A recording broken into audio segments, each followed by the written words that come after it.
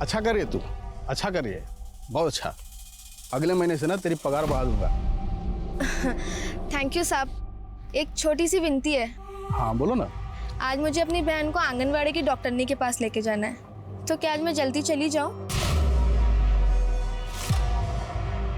हाँ जाओ ना, जाओ। अच्छा कोई और समस्या होगी तो बताना, मैं ठीक कर दूंगा। जाओ।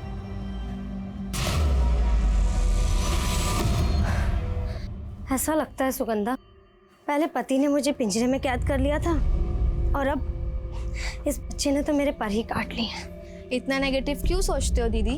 और माँ बनने का एहसास तो हर मुसीबत से लड़ने की ताकत देता है। तो ऐसे कह रही है जैसे तो कई बच्चे को जन्म दे चुकी है। मेरा बस चलता तो इस बच्चे को कब का गिरवा चुकी थी। बस दीदी, 7वां महीना है आपका और आप अभी बच्चा गिराने की सोच रही हो। चुपचाप डॉक्टरनी के पास चलो और जैसी केयर वो बोलती हैं आपको वैसी केयर करनी है, समझे आप? ठीक है।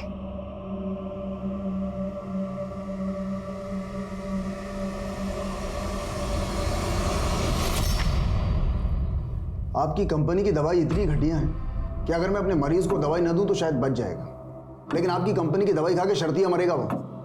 और रेट्स इतनी हाई। आप मेरा समय बर्बाद कर रहे हैं, आप जा सकते हैं। डॉक्टर साहब आप तो नाराज हो गए। देखिए हमारा और डॉक्टर का तो चोली दामन का साथ होता है, और अगर आप हमारा साथ देंगे ना, हम इतना फायदा करेंगे आपका, आप सोच भी नहीं सकते। और मैं तो कहता हूँ आपका क्लिनिक रिनोवेट करवा देते हैं, एकदम मॉडर्न स्टाइल का। अच्छा, और क्या कर सकते हैं आप? अरे जो आप कहते हैं डॉक्टर साहब। और देखिए साथ मिलकर खाने पीने से सेहत और दिमाग दोनों बढ़िया रहती हैं।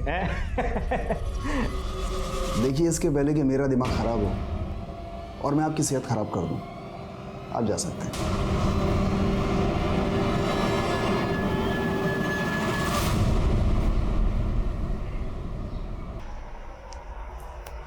अनीता दी, मैंने अखबार में एक संदेश पढ़ा था। इस भेदभाव से भरी दुनिया में हम बच्चों को यही सोच के लाते हैं कि जिंदगी देने वाला भगवान जिंदगी लेने वाले से बड़ा होता है। मान ली तेरी बात, तभी तो ये सब कुछ कर रही हो ना। ये तो बहुत अच्छा कर रही हो आप। ओहो, बंद कर अपना ये ज्ञान संदेश।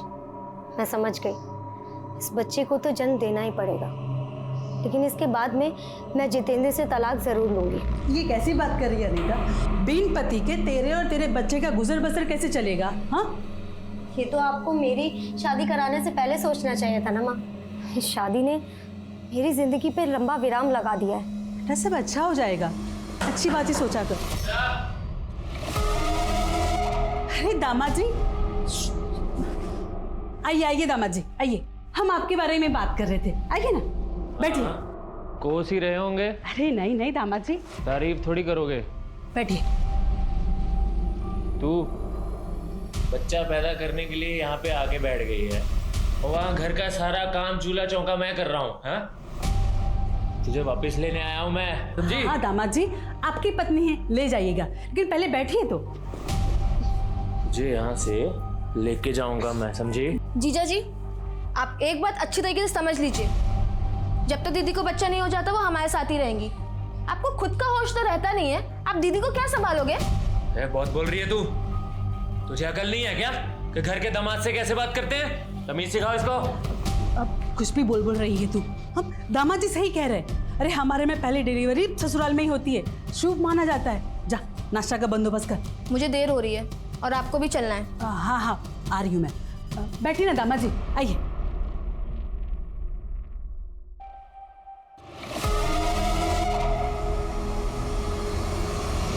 अरे कितनी देर में गाड़ी लेके आ रहे हो? मैंने कहा था ना कि 10 मिनट में आ जाना। मैं क्लिनिक के बाहर ही हूँ। हाँ ना गाड़ी में, चलो जल्दी। क्या बदतमीजी है ये? अरे आप ही की सेवा में लगे हुए हैं डॉक्टर साहब, कोई बदतमीजी नहीं है। देखिए मैंने आपको मना किया था सेवा के अरे लिए। एक बार शांति से देख तो लीजिए, क्या सौगात लाए हैं आपके लिए।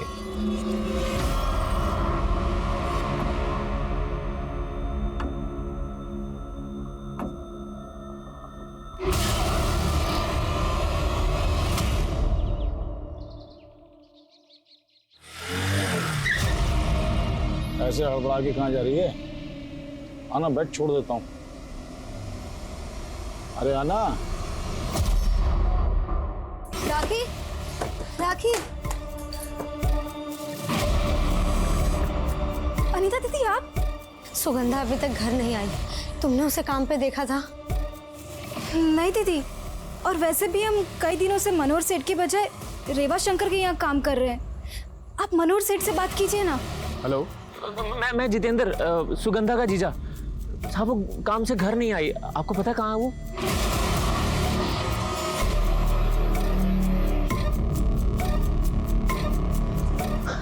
कुछ पता चला? तुम्हें? मेरा दिल बहुत घबरा रहा है। अभी तो सुबह भी होने आई, पता नहीं सुगंधा किस हाल में होगी। मम्मी, मुझे लगता है कि हमें पुलिस में रिपोर्ट लिखवानी चाहिए।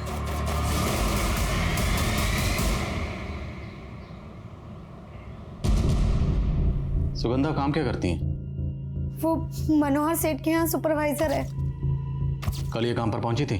वो हाँ साहब, मेरी मनोहर सेठ से फ़ोन पे बात हुई थी। उन्होंने ये बताया था कि सुगंधा सुबह थोड़ा लेट पहुंची थी, लेकिन अभी वो नई नई कहानियां बना रहा साहब। क्या कहानियां बना रहा है? साहब वो बोल रहा है कि सुगंधा उसके 50,000 लेके भागी है। अब सुगंधा ऐसा कर ही नहीं सकती। मनोहर झूठ बोल रहा है साहब। अब मुझे तो उस पर शक हो रहा है। अब सुगंधा का मोबाइल नंबर दीजिए हमें। वो मोबाइल नहीं रखती साहब। साहब मेरे बच्चे का पता कीजिए, मुझे बहुत फिक्र होती है। क्या बेफिक्र रहिए, हम जल्दी पता लगाएंगे। सर मैंने ऐसा कब बोला कि सुगंधा मेरे पैसे लेके भाग गई? और उसका जीजा का तो यही कहना। मैंने उसको इतना बोला था कि लेबर की दिहाड़ी देने के लिए सुगंधा को मैंने 50,000 रुपए दिए थे। ये 50,000 रुपए हैं पूरे, ठीक है? सभी मजदूरों को उनकी दिहाड़ी दे देना। और मैंने खुद उसको वो लंबर मिल वाले रोड पे छोड़ के आया था, लेकिन साहब वो साइड पे पहुंची नहीं। मुझे खुद फिक्र हो रही है साहब सुगंधा की। उसके पास 50,000 रुपए थे। सर क्या मालूम किसी लूट खसूट का शिकार तो नहीं हो गई? ये तो अपने 50,000 से ज्यादा सुगंधा की फिक्र कर रहा है। देखते हैं इसकी बातों में कितनी सच्चाई है। लंबर मिल रोड पर जहाँ पर इसने सुगंधा को छोड़ा था वहाँ पता करो, और इसके बाकी मजदूरों से बात करो।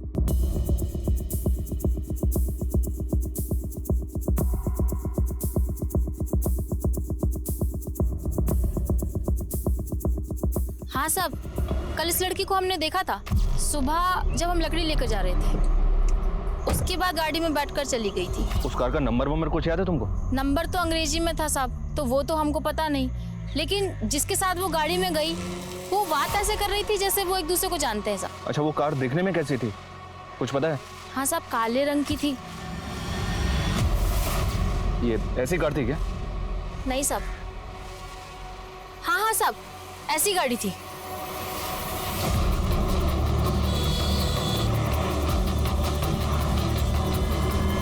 सुगंधा को एक ब्लैक रंग की कार में जाते हुए देखा।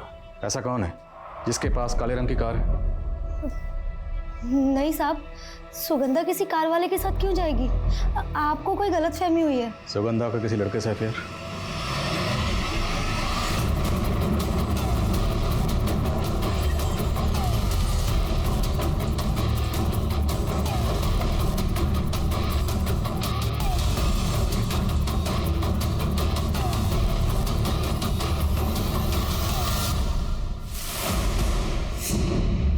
सर सुगंधा सिर्फ मेरी एक अच्छी दोस्त है, मेरा कोई अफेयर नहीं चल रहा उसके साथ। तब तो तुम्हें पता ही होगा कि तुम्हारी अच्छी दोस्त काफ़ी दिनों से गायब है। हाँ सर, मैं खुद शौक हूँ सर, वो अचानक से ऐसे कहाँ गायब हो गई? अच्छा ये बताओ, बात सिर्फ दोस्ती तक थी या कहानी आगे बढ़ गई थी? अब सर कहानी तो गांव वाले बना रहे हमारे रिश्ते को लेकर। आप तो जानते सर गांव में कोई साधन है नहीं। अब सुगंधा मुझे कभी दिख गई घर जाते हुए अकेले तो मैंने उसे लिफ्ट दे दी बस। तो तुम सुगंधा को लिफ्ट देते थे, कभी बाइक से, कभी कार से, और कभी काली का। एक मिनट सर। हेलो,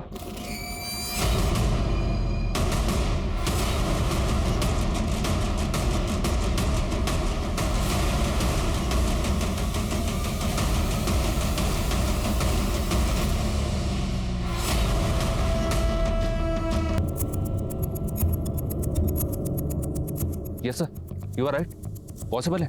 लैब में टेस्टिंग के लिए भिजवाओ। किसने अबॉर्शन के बाद यहाँ फेंका? Okay sir.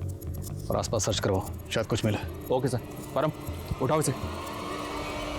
एक तरफ एक अज्ञात शव के टुकड़े ने इलाके में दहशत का माहौल पैदा कर दिया था, वहीं लंबर मिल के रास्ते पर जहां सुगंधा देखी गई थी, उस एरिया के कुछ ऑफेंडर्स को पुलिस ने राउंड अप किया था।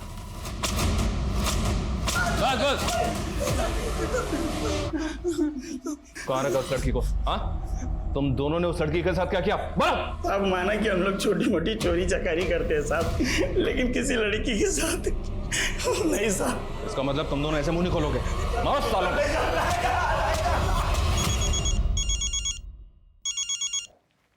हेलो हेलो, कौन? सुगंधा? सुगंधा बेटा तुम हो ना? बेटा कहाँ हो तुम? तुम्हारी बेटी सुगंधा जिंदा है। तुम कौन हो? एक बार सुगंधा से बात करवा दो, एक बार। जल्दी आके मिलेगी तुमसे। और हाँ, उसकी गुमशुदगी की रिपोर्ट वापस ले लो। आपका अंदाजा बिल्कुल सही था सर। गांव वाले जिसको एलियन की लाश समझ रहे थे, फॉरेंसिक रिपोर्ट में कंफर्म हो गया कि वो मानव भ्रूण ही है। सर सुगंधा की फैमिली आई है, उन्हें किसी ने फोन। सुगंधा आई थी, फिर उसने मुझसे बात नहीं की। फिर किसी आदमी की आवाज आई और वो बोला कि सुगंधा जहां भी है वहां सही सलामत है। आवाज़ किसकी थी? कुछ अंदाजा? क्या वो आवाज़ आपकी जान पहचान में किसी की थी? हमें कुछ समझ नहीं आ रहा। साहब जरूर कोई बड़ा गेम है। अच्छा, क्या बड़ा गेम है? वो तो आप पता कीजिए साहब, हम कैसे बताएं?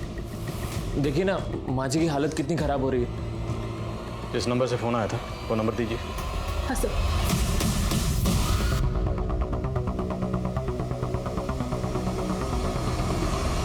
फाइल को डीसी साहब के ऑफिस में भिजवाओ। सर सुगंधा की मां को जिस नंबर से कॉल किया गया था, ये नंबर हैदराबाद में एक फेक आईडी से लिया गया था। लेकिन सर लास्ट कॉल के वक्त ये नंबर यहाँ बीरा राजस्थान में एक्टिव था। वो सिम जिस मोबाइल इंस्ट्रूमेंट में इस्तेमाल हुआ उसका IMEI नंबर ट्रेस करो। क्या सर? और वैभव के कॉल रिकॉर्ड्स का क्या हुआ? आने वाले हैं सर। कहाँ पर हम?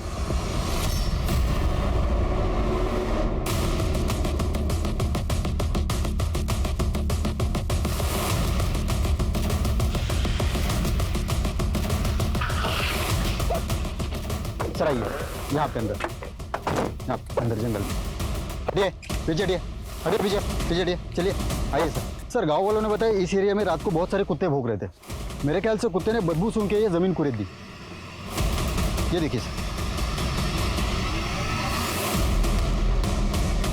खुदबा सर। सर उसी दिन किया गया। और चौंकाने वाली बात यह सर, जब उसका मर्डर हुआ उस वक्त वो प्रेग्नेंट थी। प्रेग्नेंट? जी हाँ सर, रिपोर्ट के मुताबिक सुगंधा 3-4 महीने की प्रेग्नेंट थी। उसका रेप भी किया गया सर। उसकी बॉडी पे किसी बहुत ही शार्प ऑब्जेक्ट से घाव किए गए। ऐसा लग रहा है किसी ने सुगंधा के साथ बहुत ही गहरी रंजिश निकाली। रंजिश सिर्फ सुगंधा से नहीं बल्कि उसके पेट में पल रहे बच्चे से भी निकाली गई। ताज्जुब की बात यह है कि लड़की 3-4 महीने की प्रेग्नेंट थी और फैमिली ने कुछ नहीं कहा। वो हमें सड़क किनारे ह्यूमन फिटस मिला था और यहाँ सुगंधा का पेट फाड़कर। मैंने क्रॉस चेक किया सर, वो फिटस सुगंधा का ही था। पोस्टमार्टम रिपोर्ट में रेपिस्ट के DNA का कोई जिक्र नहीं। सर बॉडी 3-4 दिन तक जमीन के नीचे दबी हुई थी, इसलिए DNA डिस्टर्ब हो गए होंगे। लेकिन डॉक्टर्स कोशिश कर रहे हैं, शायद उन्हें सुगंधा की बॉडी पे रेपिस्ट के बाल या ऐसा ही कुछ मिले। वैभव के DNA को फिटस के DNA से मैच करवा के देखो। जितने भी सर्कमस्टेंशियल एविडेंस है सबकी इन्फॉर्मेशन निकलवाओ। लड़की के कपड़े, रस्सी, सबकी। एक बात होता है, ये पक्का रंजिश का मामला है। सुगंधा किसी अपने की नफरत का शिकार हुई है। उसका पेट फाड़कर भ्रूण बाहर निकाला गया। ये कोई अपना ही कर सकता। जो ये जानता था कि सुगंधा प्रेग्नेंट है, उसकी फैमिली से मिलना पड़ेगा। लेकिन उसकी चीख कोई ऐसे इंसान तक नहीं पहुंच पाई जो उसे बचा सकता था। महिलाओं के खिलाफ होने वाले अपराध से जुड़े कानून में इतने बदलाव और सख्ती के बावजूद कोई इतनी हैवानियत करके ये सोच सके कि वो बच जाएगा, तो ये हमारी कानून व्यवस्था के चेहरे पर एक जोरदार तमाचा है।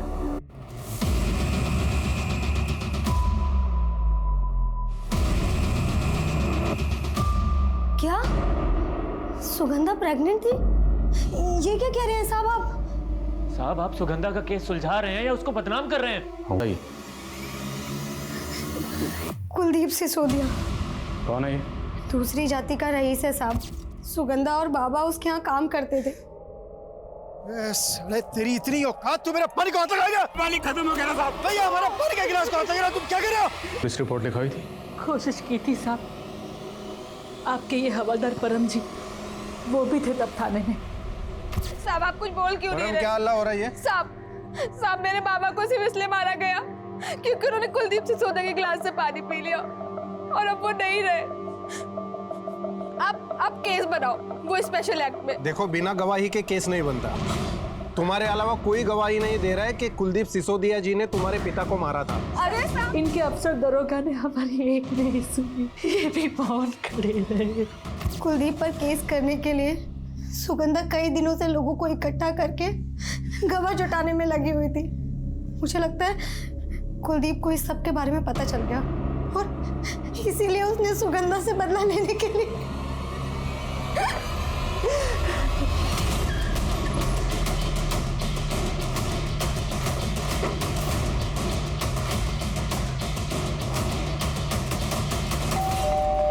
उन्होंने कह दिया और आपने भरोसा कर लिया। आपको पता भी है सुगंधा, अब इस बात को लेकर मेरे कुछ आदमी और उसमें झगड़ा हो गया। अरे मारपीट तो हुई नहीं और वो मुझ पे संगीन आरोप लगा रही है। हमें इतना अंदाजा तो है कि सुगंधा के पिता के साथ क्या नाइंसाफी हुई होगी, और ये भी अंदाजा है कि आपके कितने गोरख धंधे चल रहे हैं। बिना सबूत के बहुत कुछ कहते जा रहे हैं आप। सबूत भी ले आएंगे। फिलहाल इतना तो पता चल गया है कि जिस लंबर मिल रोड से सुगंधा गायब हुई थी उसी के पास तुम्हारी ज़मीन है। तो हो सकता है सुगंधा को उस काली कार में फुसलाकर आपने बिठाया और गायब कर दिया। अरे हम क्यों फुसलाएंगे उसको? अरे क्या आप काली कार कर रहे हैं? मेरे पास ऐसी कोई काली कार है ही नहीं। कोई ठोस सबूत हो ना मेरे खिलाफ तो आना। अंधेरे में तीर चलाने से कुछ नहीं होगा। पता लगाओ इसके पास, इसकी जान पहचान में किसके पास सेम मॉडल की काले रंग की कार है।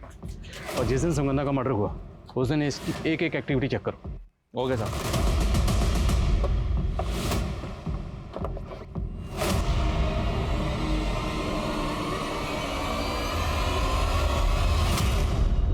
सर, वैभव के कॉल रिकॉर्ड्स के मुताबिक वैभव की सुगंधा की फ्रेंड राखी से काफी बातें होती थी। तो क्या ये वैभव सुगंधा और राखी दोनों के साथ टू टाइमिंग कर रहा था क्या? हो सकता है कि सुगंधा को वैभव और राखी के बारे में पता चल गया हो और वैभव ने सुगंधा को। फिर आप इस राखी से मिलना पड़ेगा।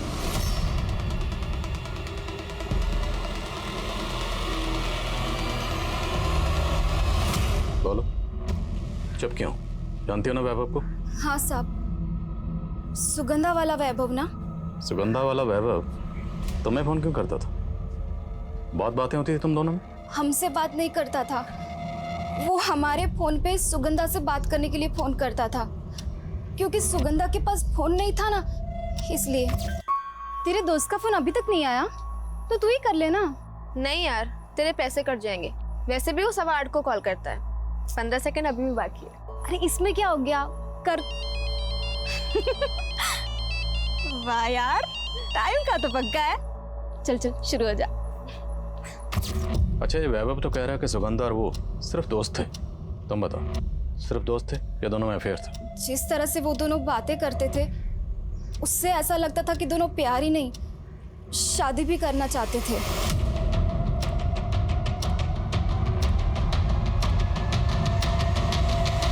सर, एक इंफॉर्मेशन मिली है।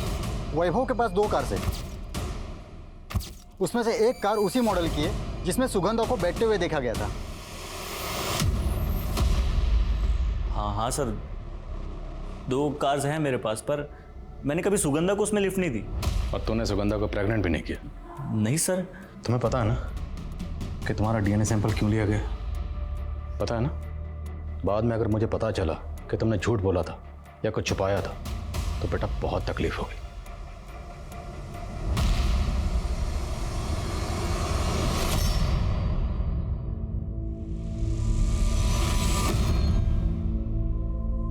अरे सुगंधा, अरे तेरा दिमाग खराब हो गया है क्या? अरे घर पे एक ही घड़ी थी, वो भी तो निकाल रही है। समय कैसे देखेंगे?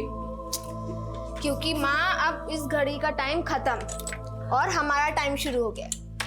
मेरी नौकरी लग गई है और देखना, धीरे धीरे हम सारी चीजें नहीं ले लेंगे और फिर हमें किसी चीज की जरूरत नहीं पड़ेगी।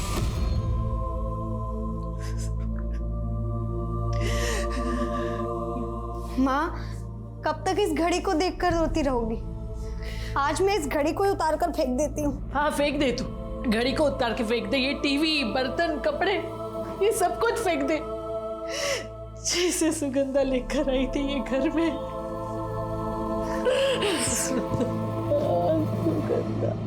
जैसे डीएनए रिपोर्ट आती है मुझे अपडेट करो। सर, मैंने राखी के पिछले 3 महीने के कॉल रिकॉर्ड चेक किए तो पता चला कि जिस दौरान सुगंधा राखी के फोन से वैभव से बात करती थी उसके ठीक बाद राखी के फोन पे किसी रेवा शंकर का फोन आता था। रेवा शंकर? कौन रेवा शंकर? राखी इस रेवा शंकर के यहाँ काम करती थी और सर पता चला है कि सुगंधा भी इस रेवा शंकर के यहाँ काम करती थी 2 महीने पहले तक।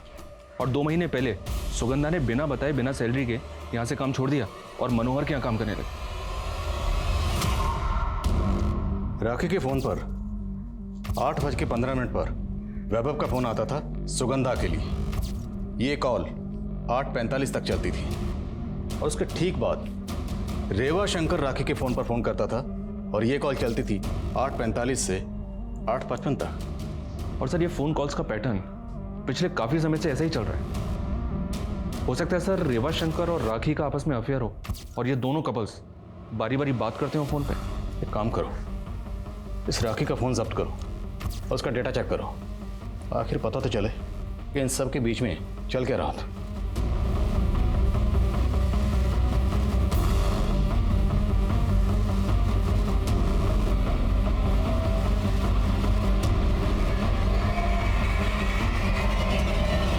आपका डीएनए सुगंधा के बच्चे से मैच हो गया।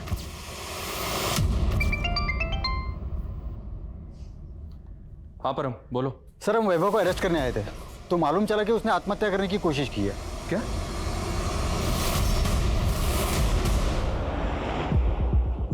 हमें अभी अभी ब्रेकिंग न्यूज मिली है कि बेरा रेप और हत्याकांड केस के अहम पात्र वैभव ने आत्महत्या करने की कोशिश की है। जानकारी यह भी मिली है कि उसकी हालत गंभीर बताई जा रही है। हो सकता है कि उसका बच पाना भी मुश्किल हो।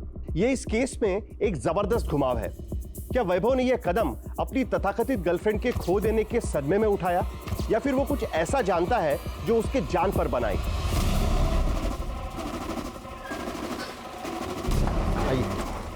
यहाँ पर सर हमने वैभव के घर में सब जगह चेक किया लेकिन कहीं पे भी कोई सुसाइड नोट नहीं मिली।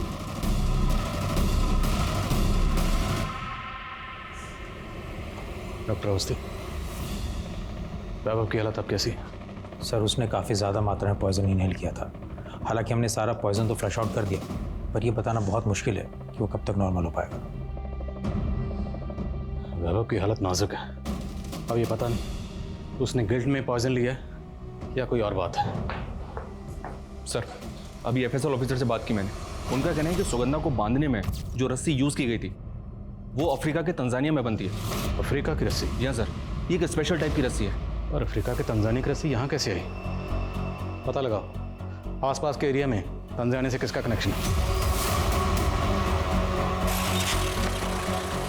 साहब आपने फारूक और आकाश की इंफॉर्मेशन निकालने के लिए कहा था। फारूक के बारे में एक सॉलिड इंफॉर्मेशन मिली है।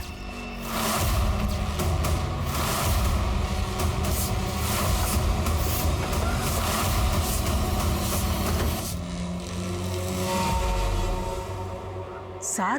जी, फारूक का भाई साथ। क्या मसला था उसका आपकी फैमिली से? साद अनीता की शादी से पहले अनीता को परेशान किया करता था।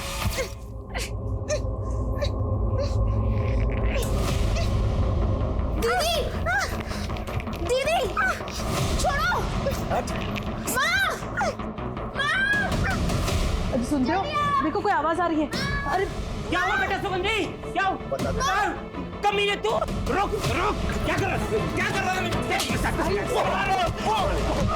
हम कुछ समझ पाते कि पड़ोस के लोगों ने उसे बुरी तरह से पीटना शुरू कर दिया।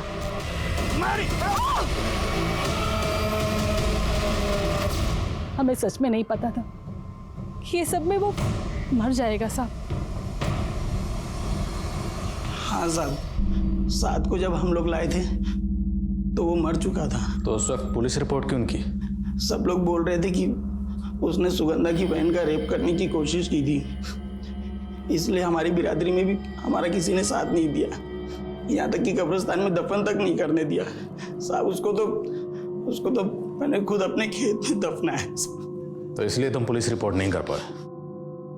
पर फिर भी तुम्हें अपने भाई साथ की मौत का दुख तो होगा, बदला भी लेना चाहते होगे।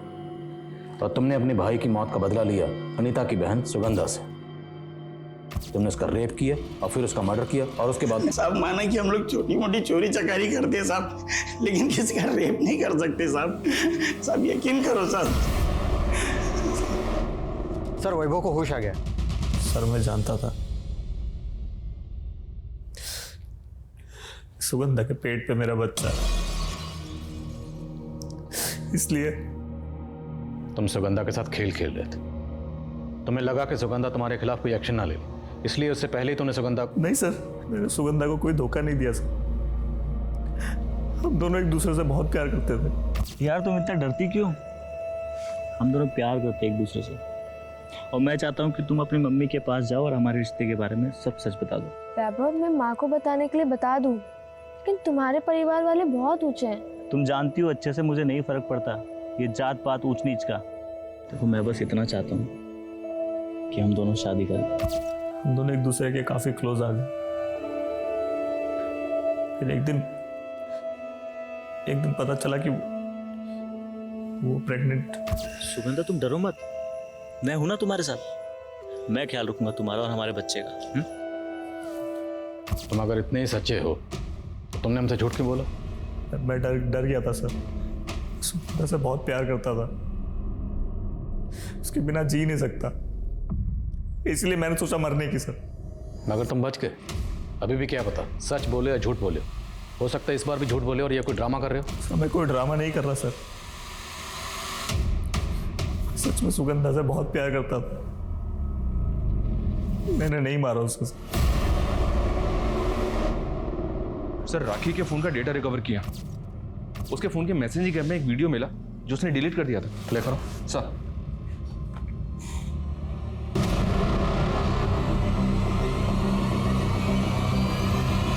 रेवा शंकर तुम्हें ब्लैकमेल करने के लिए भेजता था।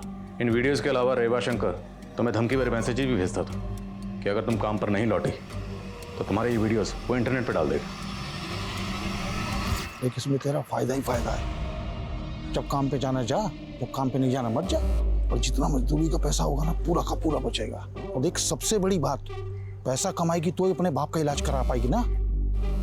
साहब हम मजबूर थे और वो हमें सबसे पहले पाली शहर ले गया, और वहाँ एक आदमी हमें और 2 लड़कियों के साथ कार में बिठाकर कहीं और ले गया। फिर रेवा शंकर मुझे अलग अलग आदमियों के पास भेजने लगा। क्या रेवा शंकर तुम्हारी तरह सुगंधा को भी इस धंधे में आने के लिए मजबूर कर रहा था? रेवा शंकर अच्छे से जानता था कि सुगंधा इस धंधे के लिए नहीं मानेगी, तो उसने मुझे मना किया था सुगंधा को कुछ भी बताने से। लेकिन एक दिन लव यू टू, बाय।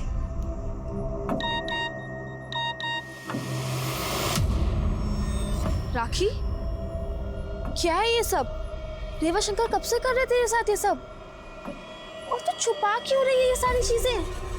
तो पुलिस के पास क्यों नहीं गई अब तक? सुगंधा मेरी मदद करना चाहती थी, लेकिन वो मेरी खातिर चुप थी। लेकिन तुरंत उसने रेवा शंकर की नौकरी छोड़ दी थी। मैं कल से नौकरी पे नहीं आऊँ। क्यों क्यों? अरे मैंने सोचा तुझे शहर वाली साइड में भेजूंगा, बहुत पैसा है वहाँ पे। कोई काम नहीं करना तुम्हारा, मुझे सब पता है शहर में क्या धंधे करवाते हो तुम। सर उसके बाद से रेवा शंकर सुगंधा पे खुंदक खाए बैठा था, लेकिन सब मुझे नहीं पता कि सुगंधा के साथ ये सब किसने किया। सर ये रेवा शंकर गायब है, उसके घर पे ताला लगा हुआ है। राखी के बयान के बाद रेवा शंकर सुगंधा रेप और मर्डर केस का भी प्राइम सस्पेक्ट नजर आ रहा था, और पुलिस रेवा शंकर द्वारा चलाए जाने वाले सेक्स रैकेट का पर्दाफाश करते हुए कई पिम्प्स को अरेस्ट कर रही थी। लेकिन सवाल यह है कि क्या रेवा शंकर की तलाश सुगंधा रेप और मर्डर केस को कोई लीड दे पाएगी, क्योंकि इस केस में कई एंगल्स अब भी ओपन थे, और अफ्रीका की रस्सी का एंगल इस केस को और भी पेचीदा बना रहा था। शायद अफ्रीका के तंजानिया वाली इस रस्सी की लीड मिल गई है सर। दरअसल बेरा का एक बिजनेसमैन है शैलेन तोमर, जो भी पाली में रहता है। उसका अफ्रीका में होटल बिजनेस है, इंपोर्ट एक्सपोर्ट का भी काम करता है। और सर बेरा गांव के कुछ लड़कों को इसने जॉब के लिए अफ्रीका भी भेजा है। मिलो जरा इससे। अरे शैलेंद्र तोमर ने आज तक कभी कोई कच्ची डील नहीं की। हाँ, चाहे वो लड़के हो या लड़कियां, लेकिन जरा ध्यान रहे, ऐसे होने चाहिए जो जिंदगी भर अफ्रीका में रहने के लिए राजी हो। अरे साहब, आप आओ साहब, पधारो पधारो, बैठिए। अरे राजाराम साहब के लिए चाय लेके आना, मेरी वाली। साहब हमारे यहाँ की चाय बहुत फेमस है। हमने तो सुना है कि तुम भी यहाँ बहुत फेमस हो, अफ्रीका में होटल बिजनेस और साथ में इंपोर्ट एक्सपोर्ट। आप मेरी छोड़ो, आप अपनी बताओ कि आपकी क्या खातिर करूं। अफ्रीका के तंजानिया की कंपनी है ट्वाइन एंड कॉर्डेज, जो इस तरह की रस्सी बनाती है। हाँ सर। हमने सुना है कि तुम्हारी कंपनी भी इसके साथ डील करती रहती है। नहीं साहब, एक बार डील की थी इस कंपनी के साथ। तो तुमने इस रस्सी के साथ क्या किया? सर, इस रस्सी में दरअसल इसकी मजबूती कम थी, तो हम लोगों ने इस रस्सी का इस्तेमाल लाइट वेट पैकेजिंग में किया। हमारे यहाँ की स्टेशनरी 3 डिस्ट्रिक्ट के पुलिस स्टेशंस में सप्लाई होती है। पुलिस स्टेशन की स्टेशनरी? हाँ सर, मुझे तो लगा आपको पता होगा कि हमारे यहाँ की स्टेशनरी आपके पाली, सिरोही और नागौर डिस्ट्रिक्ट के सारे पुलिस स्टेशंस में होती है। पाली, सिरोही और नागौर, इन तीनों जिलों के थाने का रस्सी से कनेक्शन है। तो कहीं सुगंधा रेप और मर्डर केस में किसी पुलिस वाले की मिलीभगत तो नहीं है? अमित, एक काम करो, तीनों जिलों के पुलिसकर्मियों की लिस्टिंग करो और पता लगाओ उनमें से किसके पास सेम कलर की और सेम मॉडल की कार है जैसी कार में सुगंधा को आखिरी बार बैठते हुए देखा गया था।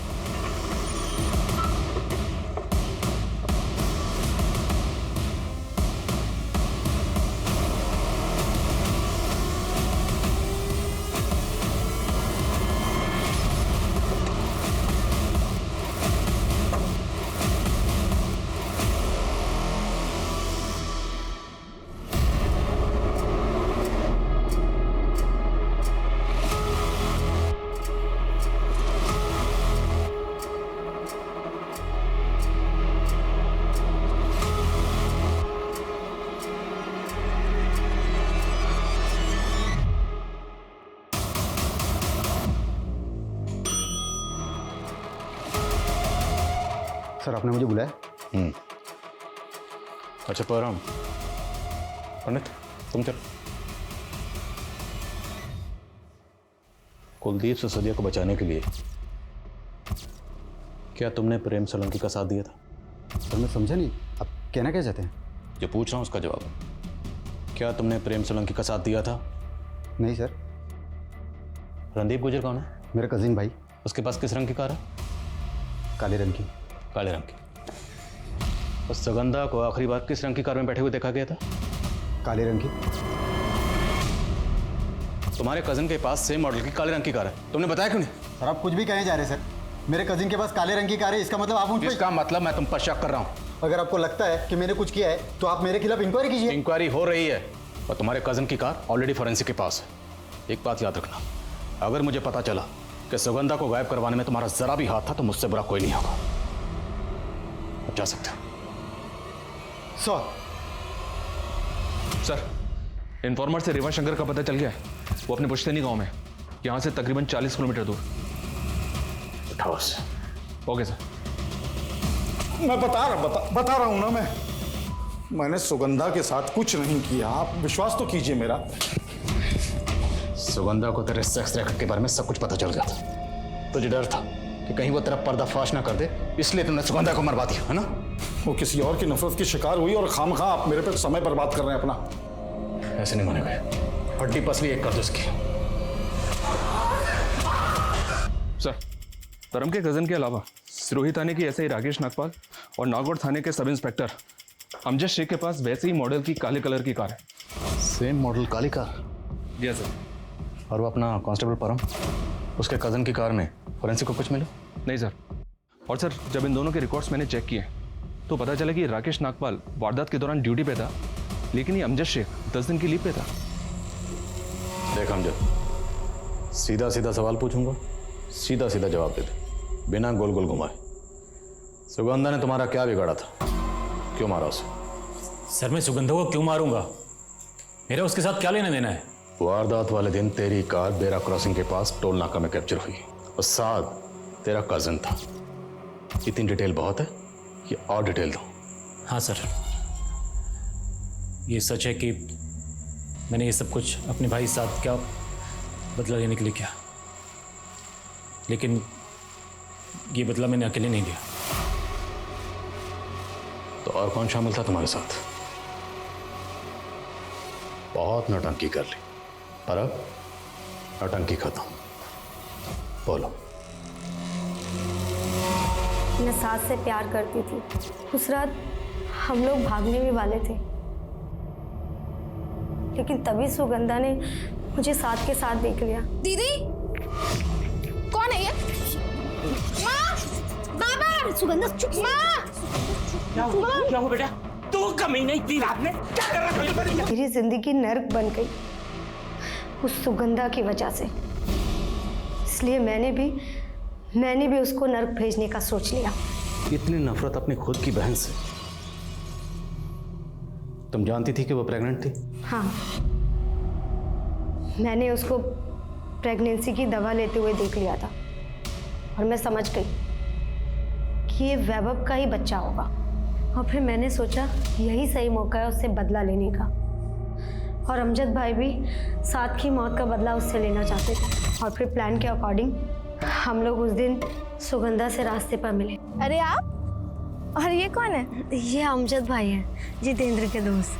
अचानक मेरी तबीयत बिगड़ गई तो मुझे अस्पताल लेकर जा रहे हैं। तू भी चल। ठीक हो ना? हाँ चल।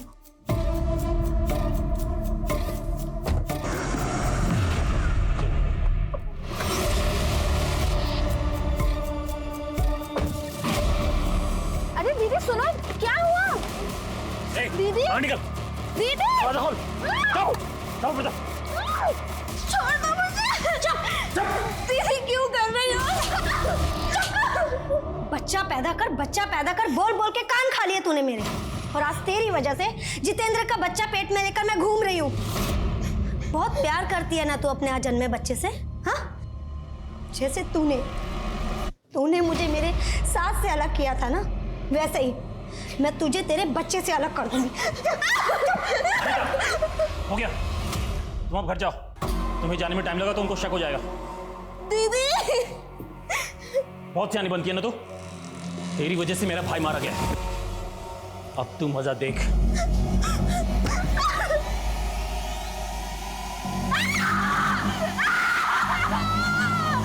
फिर उसके बाद मैं सुगंधा की लाश को जंगल में लेके गया, जहाँ मैंने पहले से गड्ढा खोद रखा था।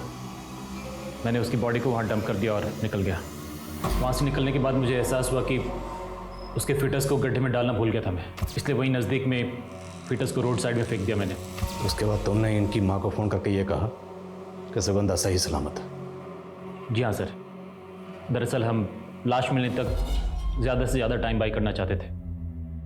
हमें लगा था शायद टाइम बीतने के बाद सुगंधा की तलाश खत्म हो जाएगी।